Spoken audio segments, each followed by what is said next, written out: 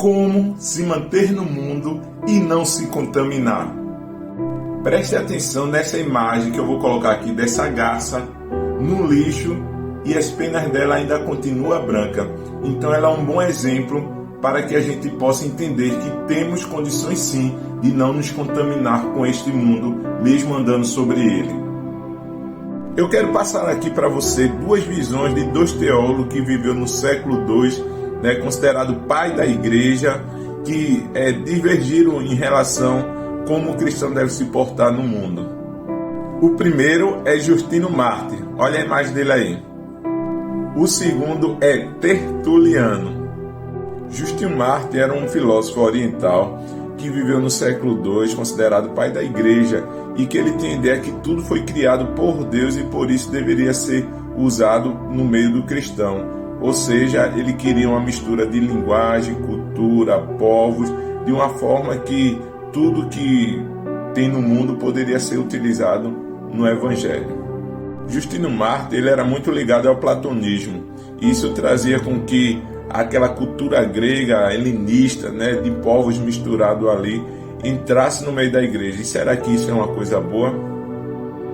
Imagine o crente comemorando todas as datas festivas que o mundo tem. Por exemplo, o carnaval.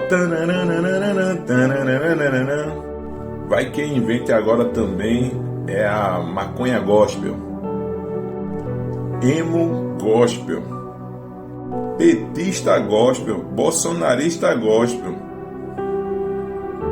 Isso geraria um problema, Porque temos que saber que a nossa identidade está em Cristo. Por outro lado, existia também um teólogo chamado Tertuliano que ia tudo de encontro que Justino Mártir falava, porque Tertuliano dizia o que é que tem a ver Atena com Jerusalém, o que é que tem a ver a Academia de Atena com a igreja cristã, o que é que tem a ver a filosofia com o cristianismo. Então ele fazia uma distinção, uma diferenciação das duas coisas. Por quê? Porque ele não queria que a igreja se contaminasse com o mundo. Eram perguntas irônicas para demonstrar sua preocupação com a cultura antiga e o cristianismo. Com isso, percebemos que Tertuliano ele é bem centrado nas escrituras e pregava a suficiência dela para que o cristão não precisasse pegar coisas de outra cultura para poder se basear no evangelho verdadeiro de Cristo.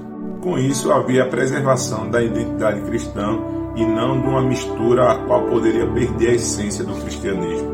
E para finalizar, eu quero trazer mais um teólogo que é chamado Agostinho de Hipona, e ele foi um intermediador entre esses dois extremos, o qual queria utilizar toda a cultura no meio cristão e o outro que dizia que não poderia utilizar nada porque isso traria um prejuízo. De ambos os dois têm razão, porém há um ponto comum entre os dois que Agostinho usou, conhecida como apropriação crítica da cultura clássica. Agostinho deu o exemplo da saída do Egito do povo de Israel, quando saiu com ouro, prata, roupas, e fez uma apropriação daquilo que Deus tinha criado e ali fez de bom uso, para um propósito que Deus designou todos eles. Os filósofos considerados platônicos têm a ideia de que tudo que for verdadeiro, tudo que for bom, pode ser utilizado com um propósito para com Deus.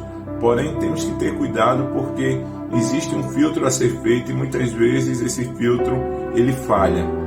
Também temos o exemplo de Moisés, que foi educado com toda a sabedoria egípcia e mesmo assim Deus utiliza ele para o seu propósito com o povo de Israel. Com isso, eu percebo que nós temos que ter moderação em relação à cultura para que essa cultura não venha a influenciar o cristianismo, mas ao contrário, o cristianismo, a cultura cristã possa influenciar o mundo e assim converter o mundo ao cristianismo, não o cristianismo para o mundo.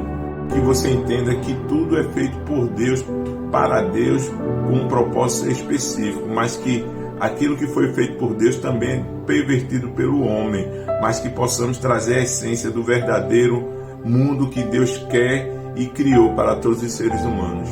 Para finalizar esse vídeo, eu deixo 1 Coríntios capítulo 6, versículo 12. Tudo me é permitido, mas nem tudo me convém. Tudo me é permitido, mas eu não deixarei que nada me domine, a não ser o Espírito Santo de Deus. Que Deus nos abençoe e que você medite nessa palavra.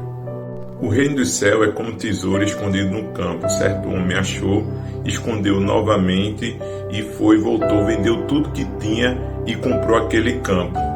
Cheio de alegria, onde fala lá em Mateus 13:44.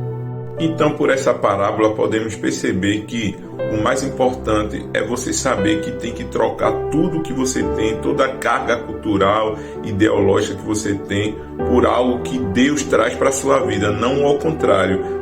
Como muitas vezes as pessoas querem pegar o mundo e trazer para dentro da igreja, mas é ao contrário, é trazer a igreja e levar para o mundo, para que seja luz, para que seja sal, para que haja uma transformação. Não vos conformeis com esse mundo, mas transformai-vos pela renovação da vossa mente. Que Deus abençoe.